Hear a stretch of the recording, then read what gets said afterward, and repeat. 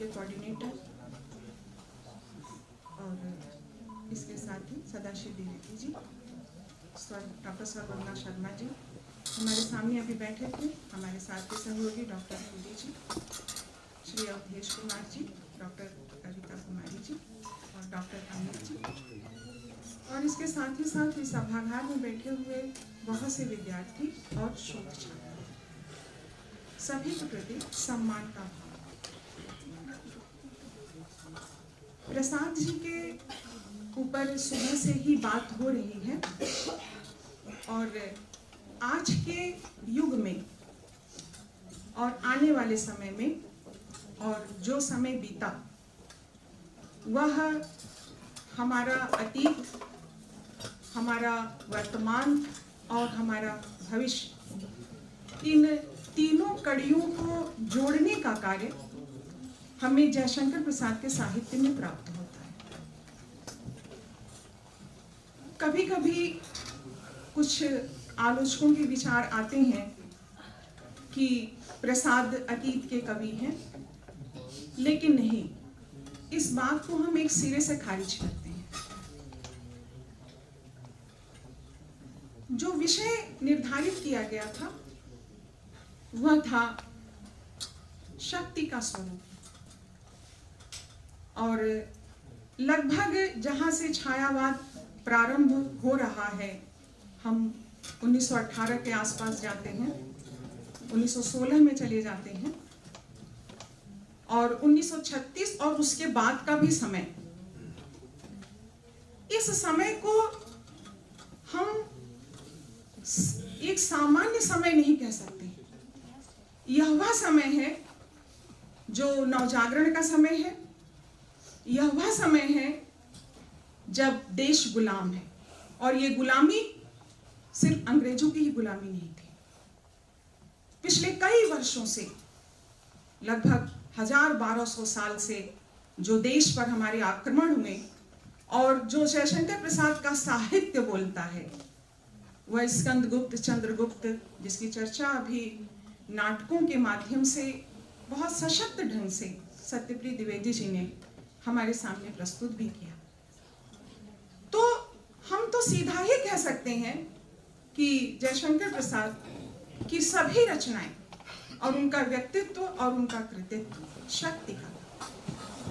आप कोई भी रचना उठा लीजिए उनकी, चाहे उनकी कविता हो, निबंध हो, उनके उपन्यास हो, उनके महाकाव्य हो, समाज में और व्यक्ति में शक्ति का सृजन न हो, यह असंभव है। ये इस तरह का साहित्य है। प्रसाद जी का जो व्यक्तित्व है वह भारतेंदु हरिश्चंद्र जी के बाद उभरता है। भारतेंदु हरिश्चंद्र जी का जो समय था, जो साहित्य था, उन्होंने एक जमीन तैयार कर दी थी बनारस में,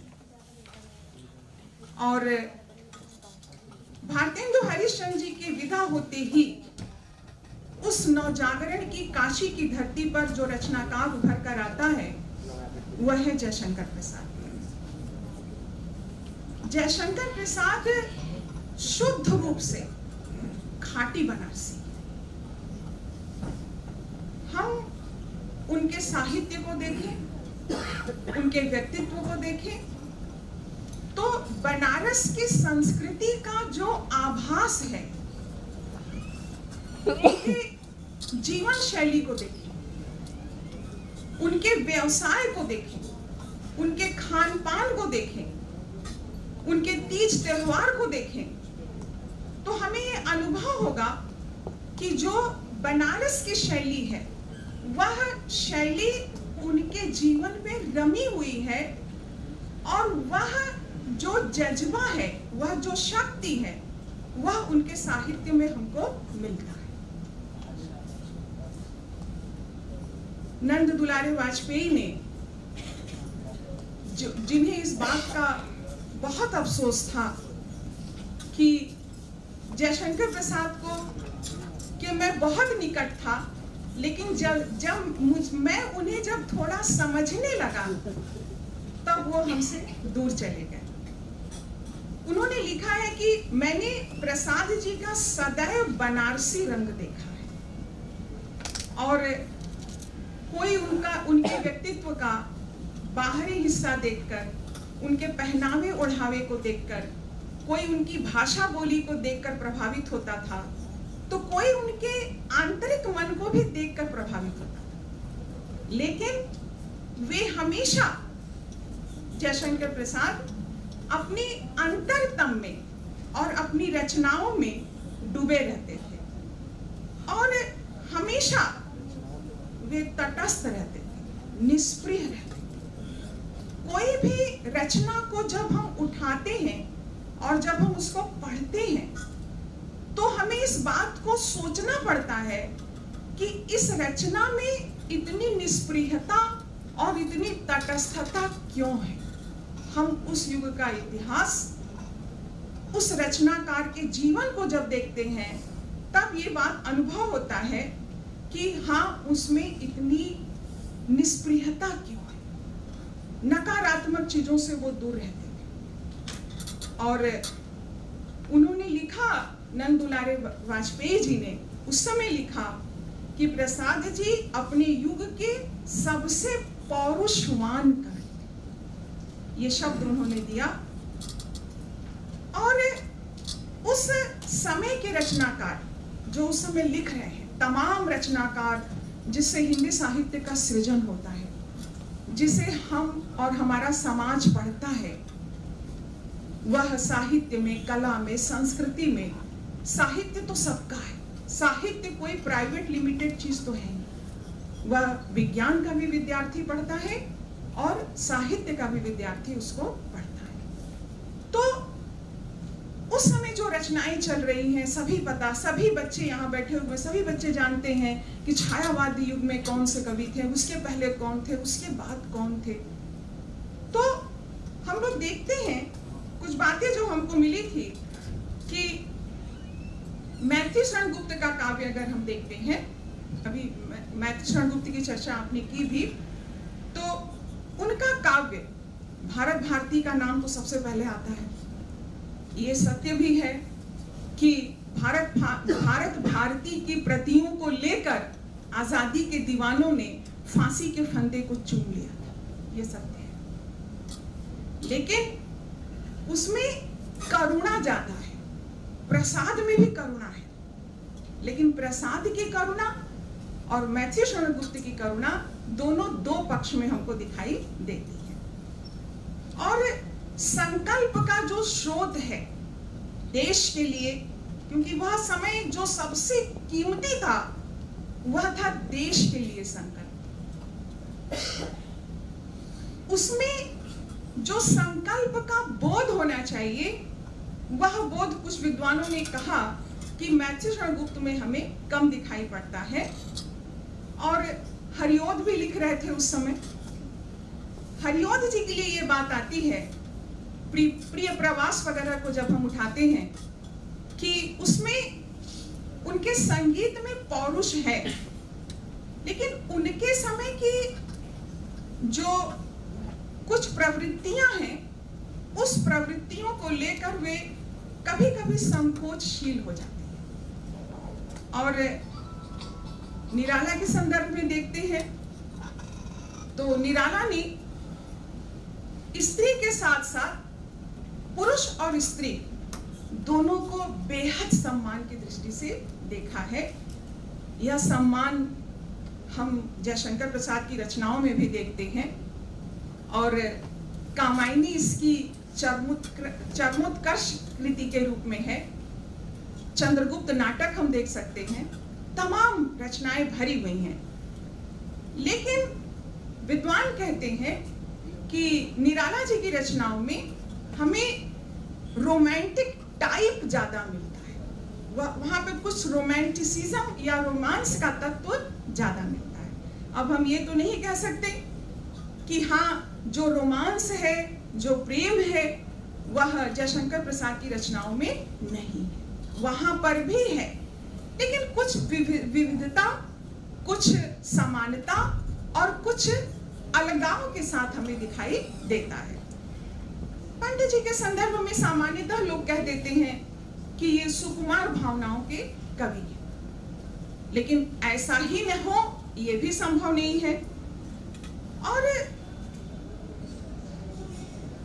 नंद दुलारे वाजपेयी ने एक कोड दिया था कि प्रसाद जी का काव्य शक्ति और एकमात्र शक्ति की साधना का एक अविरल प्रभाव है।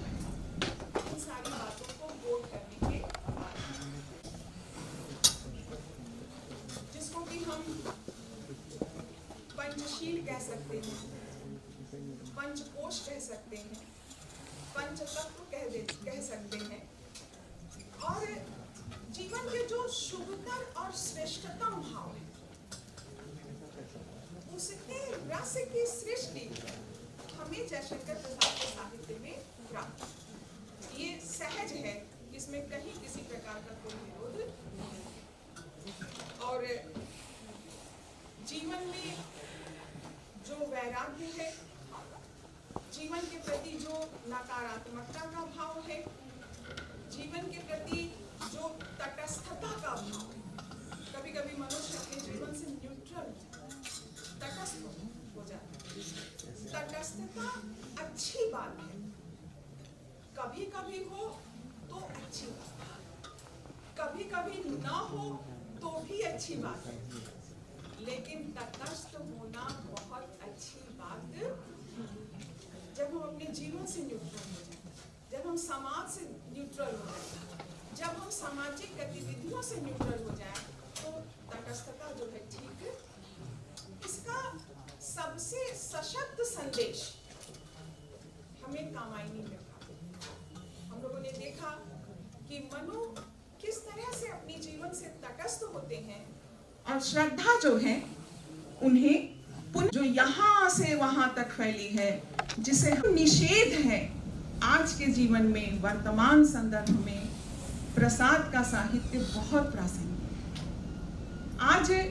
आज हमारे समाज में जो सबसे बड़ी समस्या है वह समस्या है कि हम, सबसे बड़ा जो संकट है वो है पर्यावरण का संकट। सबसे बड़ा जो संकट है वह है हिंसा का संकट। पर्यावरण और हिंसा के संकट से आज पूरी मानवता जूझ रही है। भौतिकतावाद से पूरी मानवता जूझ रही है। वह तरह तरह के उपाय खोज रही है। विशेष करके जो हमारे युवा वर्ग है, उनके लिए प्रसाद का साहित्य बहुत महत्वपूर्ण, क्योंकि प्रसाद का साहित्य हमें सिर्फ ऊर्जा नहीं देता है, हमारी समस्याओं का समाधान देता है कि हाँ, हमें अब क्या करना है, उसका कारण है, क्यों ऐसा होता है प्रसाद के साहित्य से।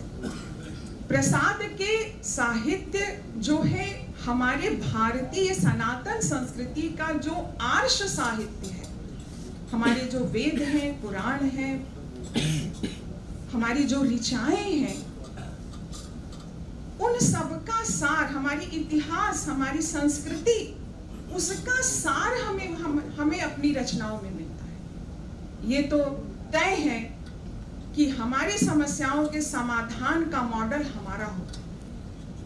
हम अपनी समस्याओं के समाधान को अपनी भारतीय संस्कृति में ही ढूंढ सकते हैं। वह मेरा ही मॉडल होगा, और वह मॉडल है जयशंकर प्रसाद का साहित्य। हम अपनी समस्याओं के समाधान को किसी पश्चिमी या आयातित साहित्य के माध्यम से हम अपना समाधान नहीं खोज सकते। हो सकता है कि वो कुछ देर के लिए वह साहित्य हमें सपोर्ट करे, may be, but it is not possible, it is very wrong. लेकिन वह हमारी समस्याओं का समाधान नहीं दे सकता। हमारे विकास का मॉडल, हमारे चिंतन का मॉडल, हमारे जीवन की व्यवस्थाओं का मॉडल वह हमारा होगा, और वह है जयशंकर प्रसाद का साहित्य। उनके स्त्री पात्र और उनके पुरुष पात्र, दोनों ही पात्रों में, चाहे वह उनका कोई भी साहित्य हो, उपन्यास, नाटक, कहानी, जो भी, उसमें वे समान रूप से प्रवाह का भाव भरते हैं। चाहे वो कामायनी की श्रद्धा हो, चाहे मनु हो, चाहे चंद्रगुप्त हो, चाहे स्कंदगुप्त हो, या छोटे छोटे नाटकों में छोटे छोटे जो रूपक, छोटे छोटे उनकी जो कविताएं हैं उसमें जो छोटे छोटे रूपक आते हैं, उसमें वे समान रूप से वह प्रवाह भरते हैं।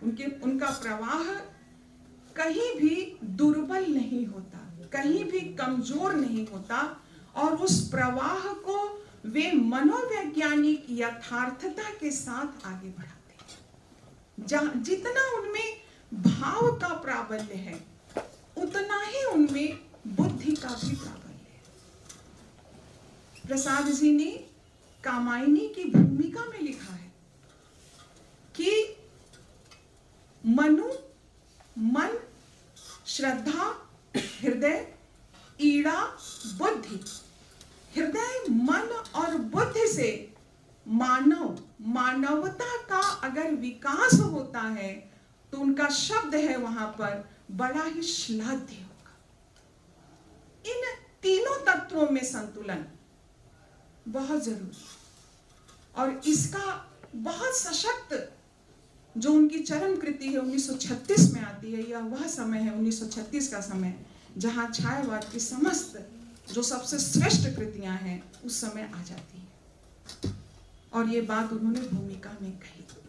और इस संतुलन की ही बात मनोवैज्ञानिक ढंग से प्रसाद जी ने अपने कामायनी में कहा है।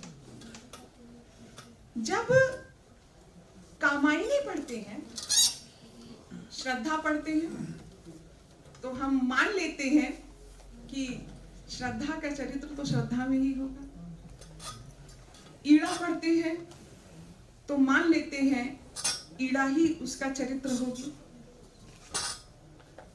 चिंता पढ़ते हैं तो मानते हैं यही चरित्र होगा, लेकिन नहीं। इन चरित्रों का पूरा विकास कामायनी के सभी सर्गों में। श्रद्धा के चरित्र का विकास ईड़ा में दिखाई देता है। जिस समय मनु को प्रतिध्वनि सुनाई देती है, उस समय मनु को समझ में आता है कि श्रद्धा क्या है। श्रद्धा यानी हमारे जीवन का जो हृदय पक्ष है। प्रसाद ने इन मनोभावों का मानवीकरण किया है। ऐसा नहीं है कि हाँ हमारे लिए श्रद्धा अच्छी है, हमारे लिए ईड़ा अच्छी है, हम इन दोनों को चुन लें, या इन दोनों में से किसी एक को चुन लें। हम मनु को चुन लेते हैं, आसुरी और किलात को चुन लेते हैं। नहीं, एक मनुष्य में ये सभी मनोभाव, उसमें हृदय भी है, बुद्धि भी है, मन भी है, काम भी है, वासना भी है, निर्वेद भी है, आनंद भी है, सभी भाव होते हैं। एक ही मनुष्य ईड़ा भी है, एक ही मनुष्य श्रद्धा भी है, एक ही मनुष्य लज्जा भी है। प्रसाद ने हमें बताया है कि हमारा संतुलन क्या करें हम कि मानवता का विकास हो। वह कोई स्त्री और पुरुष जैसा चरित्र नहीं, ये सभी भाव हमारे मन में है। हम चाहें तो अभी उसको टटोल कर देख सकते हैं। जैसे ही किसी चीज की अधिकता या किसी चीज की न्यूनता होती है, वह मनुष्य तुरंत संघर्ष करने लगता है, और वह संघर्ष भी हमें कामायनी में दिखाई देता है। स्वप्न देखने लगता, स्वप्न में चीजें आने लगती, स्वप्न भी हमको दिखाई देता है। ये सभी सर्ग मनुष्य का अपना चरित्र है, जिसको हम संतुलित करके मानवता का विकास कर सकते हैं। यही सिखाया हमको प्रसाद जी ने। प्रसाद जी के जो भी स्त्री और पुरुष पात्र हैं, स्त्री और पुरुष यानी मानवता के जीवन का, मनुष्य के जीवन का, जब हम मनुष्य कहते हैं तो उसमें स्त्री भी है और उसमें पुरुष भी। मनुष्य के जीवन का क्या रहस्य है? रहस्य माने रहस्यवाद पर मत जाइए। रहस्य माने जीवन का सत्य क्या है, मनुष्य के जीवन का सत्य क्या है, इस बात को वे अपनी कामायनी में प्रकट करते हैं। और प्रसाद को ये भी पता है कि जीवन में जो रूढ़िता है, रूढ़िता जो बहुत प्रासंगिक है लेकिन वो अपना अर्थ खो चुकी है। अगर वो अर्थ खो चुकी है, उसमें संतुलन नहीं है, तो जाहिर सी बात है कि वो मानवता के लिए सही नहीं है। तो हमें क्या करना होगा? हमें उसका मॉडिफिकेशन करना पड़ेगा, हमको उसको मॉडर्नेट करना पड़ेगा कि हाँ, किस तरह से हम इसको मॉडर्नेट करें कि जो रूढ़ी अपना अर्थ खो चुकी है वह पुनः अपने अर्थ में वापस आ जाए। प्रसाद जी के साहित्य रूढ़ियों का भी उपच्छेदन करती है, बताती है ये सत्य है, ये असत्य है। प्रसाद जी एक तपस्वी हैं, एक साधक हैं। उस दृष्टि से उन्होंने जो साधना से जो प्राप्त किया शब्दों को, उसे उन्होंने साहित्य में पिरोया है। और प्रसाद जी का जो साहित्य है शक्ति का श्रेष्ठ साहित्य है। और नंद दुलारे वाजपेयी ने एक बात और भी कही है उनके लिए कि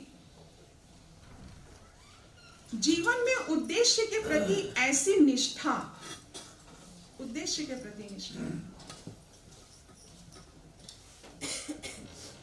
मैंने किसी आधुनिक कलाकार में नहीं देखी। बनारसी रंग, काशी की महिमा, प्रसाद जी की अपनी सूझ, जो कहे वह शक्ति का एक निष्ठ उपासक आधुनिक शैव है।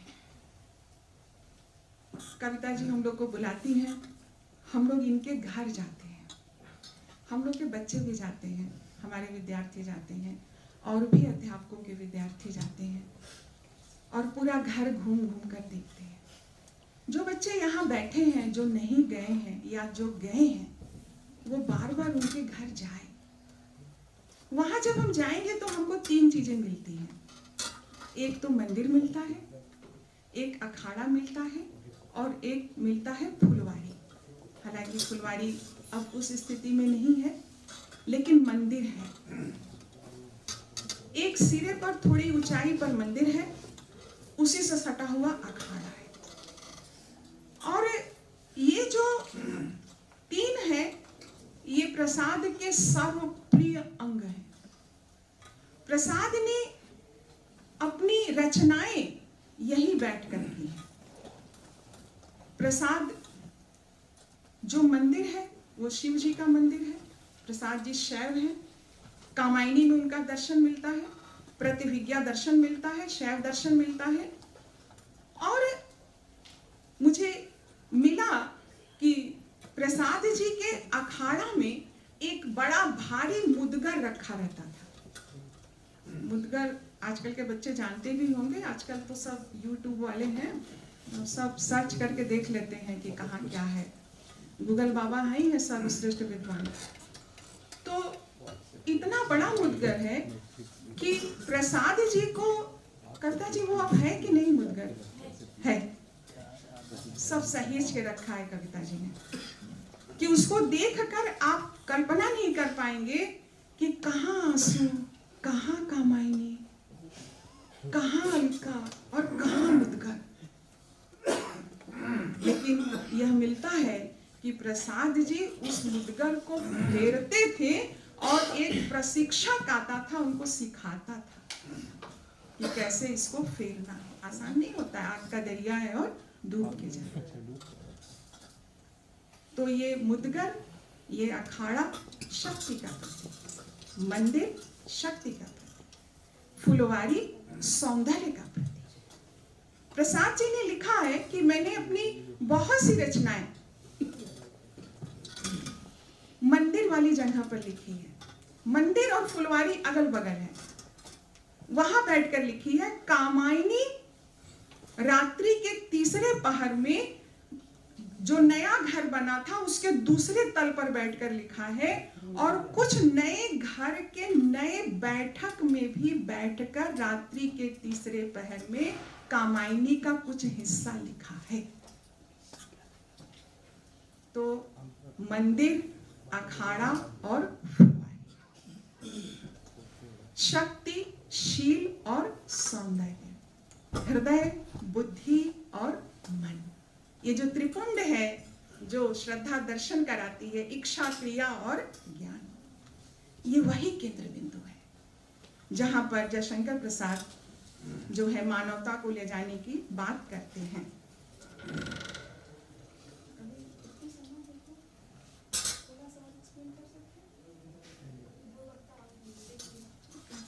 मैं 2 मिनट और बोल के हट जाऊंगी, क्योंकि मुझे पीछे से थोड़ा सा लगा, कुछ ऐसे ऐसे होने लगता है ना, तो समझ में आने लगता है कि हाँ, अब जो संचालक है उसकी समस्या बढ़ने लगती है। मैंने सोचा था कि कामायनी के माध्यम से जो बातें हमने आपसे शेयर किया, जो हमने आपसे कहने का प्रयास किया, उसको कुछ कहेंगे।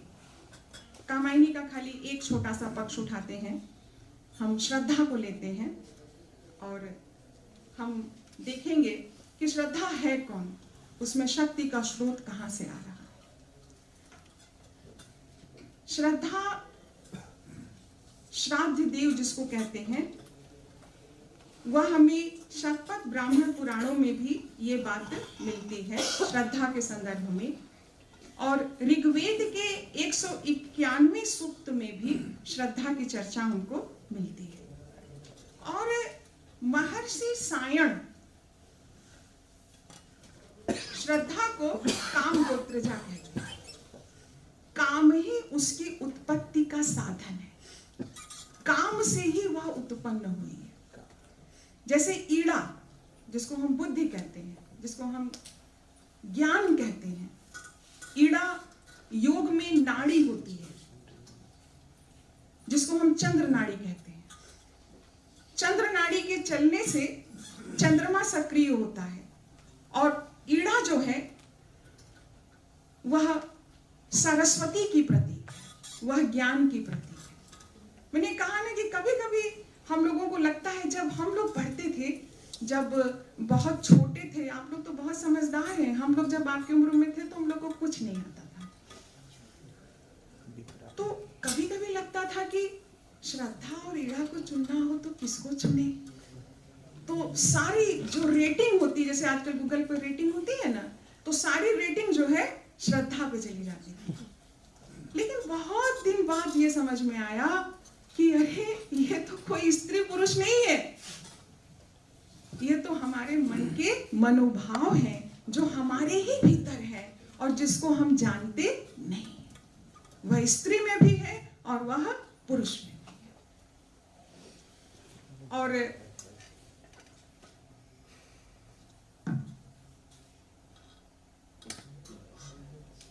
भागवत में यह भी संदर्भ मिलता है कि श्रद्धा और वैवस्वत मनु वैवस्वत हैं। मनु का संदर्भ हम बहुत यहाँ डिटेल नहीं करेंगे। इनके संयोग से ही मानवीय सृष्टि का प्रारंभ होता है। श्रद्धा सर्ग में, हम चिंता सर्ग में मनु की मन स्थितियों को देखते हैं। बहुत सारी बातें हैं वहां पर, अनंत बातें हैं मनु को लेकर और इस सृष्टि को लेकर। सृष्टि को अगर समझना है तो हमें चिंता सर्ग को बहुत ध्यान से पढ़ना चाहिए, बहुत कुछ देता है। और कामायनी या प्रसाद का साहित्य जो है, वह उसमें जो प्रकृति आती है, प्रकृति भी शक्ति का ही स्रोत है। अभी सत्यप्रिय जी जो कविताएं पढ़ रहे थे, इनके पढ़ते समय ही उसमें एक ऊर्जा का भाव आ रहा था। वो ऊर्जा कहाँ से आई, वह चेतना कहाँ से आ रही है? क्योंकि वह ऊर्जा, वह चेतना उसमें निहित है, वो शक्ति उसमें निहित है। एक वीरता का भाव आता है, एक सकारात्मकता का भाव आता है। मनु से पूछती है कि तुम कौन हो, और बोलती है कि संस्कृति जलनिधि तीर तरंगों से फेंकी मणि एक। इसका बहुत लंबा चौड़ा संदर्भ है, मैं वहां नहीं जा रही हूं। और मनु अपने बारे में बताते हैं, अपने जीवन के झंझावातों के बारे में बताते हैं। बड़ा मार्मिक वर्णन है जब मनुष्य निराश होता है। अगर मनुष्य है तो निराश होगा, ये तय है। मनुष्य है तो आशा से भरेगा, ये भी तय है। इसलिए कभी निराशा आए तो यह कभी नहीं सोचना चाहिए कि हम कमजोर आदमी हैं, कभी नहीं। कि दिन के बाद रात और रात के बाद दिन, ये तय है। ये तो यही संतुलन तो सीखना है हमको। बहुत सारी बातें बताते हैं मनु, और जब ऐसे जीवन के झंझावात में फंसा हुआ मनु, जब श्रद्धा पूछती है, she is a very progressive person, Shraddha first argument वही करती है कि मनु तुम कौन हो। ये पहल श्रद्धा की तरफ से आती है, और जब श्रद्धा की ध्वनि को वो सुनते हैं तो कामायनी कार ने लिखा है कि उनकी ध्वनि श्रद्धा की ऐसी लगती है कि जैसे कोई मधुकरी हो। सभी बच्चे यहाँ पढ़े हैं, सब मुड़ी हिला रहे हैं। अच्छा लगता है बच्चों का पढ़ना, यही सुख है हम लोग का। हम लोग अध्यापक हैं। मधुकरी शब्द आता है तो यह भी संकेत मिलने लगता है कि अब मनु के जीवन में बसंत आने वाला है। मनु को भी ढांढस बनता है कि अब हमारे जीवन के झंझावातों का समापन होगा। हम लोग को यह भी पता है कि श्रद्धा अपूर्व सुंदर, ये भी सब बच्चे पढ़कर आए। लेकिन यह सौंदर्य खाली बाहरी नहीं है, भीतर का भी है, मन का भी। बड़ा ही ऐसे लगता है कि प्रसाद जी ने जब उसका वर्णन किया श्रद्धा का, तो एकदम -0 नंबर के ब्रश से उसका वर्णन किया। इतनी कोमलता, इतना सौंदर्य जो बाहर भी है और भीतर भी है। अब आप समझिए कि जीवन के संतुलन को बनाने के लिए मनुष्य के जीवन में, चाहे वह स्त्री हो चाहे वह पुरुष हो, उसके जीवन में इस सौंदर्य की कितनी आवश्यकता है। और श्रद्धा अपनी बातों से मनु के जीवन की निराशा दूर करती है और यह बताती है कि सर्व इच्छा का है परिणाम। मनु कर्म में प्रवृत्त होते हैं। अद्भुत वर्णन है, सबका पढ़ा हुआ है। जितना पढ़ा जाए उतना कम पड़ जाता है। आपने मुझे इतनी देर सुना, हमने अपनी बात को आपके माध्यम से शेयर किया। हम आपके आभारी हैं, बहुत बहुत।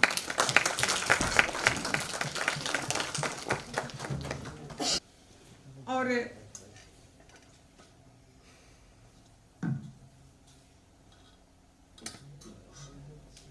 भागवत में यह भी संदर्भ मिलता है कि श्रद्धा और वैवस्वत मनु वैवस्वत हैं। मनु का संदर्भ हम बहुत यहाँ डिटेल नहीं करेंगे। इनके संयोग से ही मानवीय सृष्टि का प्रारंभ होता है।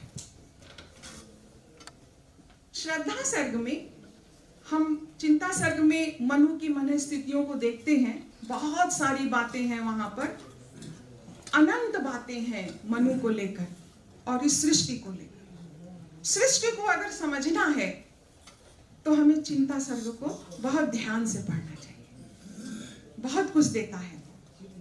और कामायनी या प्रसाद का साहित्य जो है, वह उसमें जो प्रकृति आती है, प्रकृति भी शक्ति का ही स्रोत है। अभी सत्यप्रिय जी जो कविताएं पढ़ रहे थे, इनके पढ़ते समय ही उसमें एक ऊर्जा का भाव आ रहा था। वो ऊर्जा कहाँ से आई, वह चेतना कहाँ से आ रही है? क्योंकि वह ऊर्जा, वह चेतना उसमें निहित है, वो शक्ति उसमें निहित है। एक वीरता का भाव आता है, एक सकारात्मकता का भाव आता है। मनु से पूछती है कि तुम कौन हो, और बोलती है कि संस्कृति जलनिधि तीर तरंगों से फेंकी मणि एक। इसका बहुत लंबा चौड़ा संदर्भ है, मैं वहां नहीं जा रही हूं। और मनु अपने बारे में बताते हैं, अपने जीवन के झंझावातों के बारे में बताते हैं। बड़ा मार्मिक वर्णन है जब मनुष्य निराश होता है। अगर मनुष्य है तो निराश होगा, ये तय है। मनुष्य है तो आशा से भरेगा, ये भी तय है।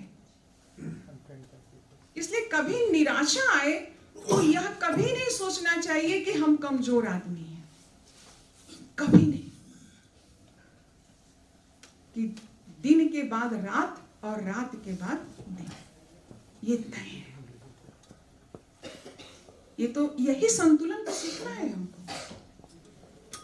बहुत सारी बातें बताते हैं मनु, और जब ऐसे जीवन के झंझावात में फंसा हुआ मनु, जब श्रद्धा पूछती है, she is a very progressive person, Shraddha first argument वही करती है कि मनु तुम कौन हो।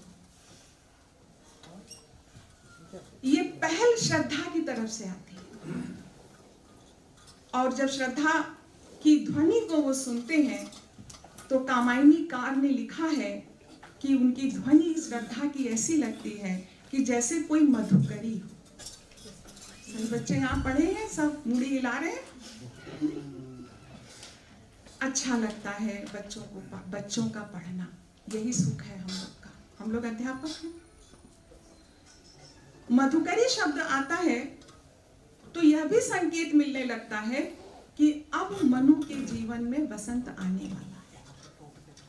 मनु को भी ढांढस बंधता है कि अब हमारे जीवन के झंझावातों का समापन होगा। हम लोग को यह भी पता है कि श्रद्धा अपूर्व सुंदरी, ये भी सब बच्चे पढ़कर आए।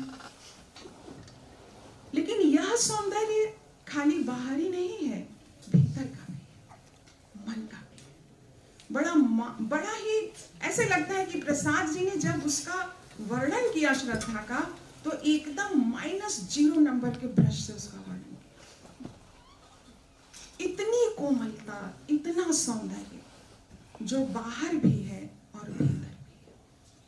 अब आप समझिए कि जीवन के संतुलन को बनाने के लिए मनुष्य के जीवन में, चाहे वह स्त्री हो चाहे वह पुरुष हो, उसके जीवन में इस सौंदर्य की कितनी आवश्यकता है। और श्रद्धा अपनी बातों से मनु के जीवन की निराशा दूर करती है और यह बताती है कि सर्व इच्छा का है परिणाम। मनु कर्म में प्रवृत्त होते हैं। अद्भुत वर्णन है, सबका पढ़ा हुआ है। जितना पढ़ा जाए उतना कम पड़ जाता है। आपने मुझे इतनी देर सुना, हमने अपनी बात को आपके माध्यम से शेयर किया। हम आपके आभारी हैं। बहुत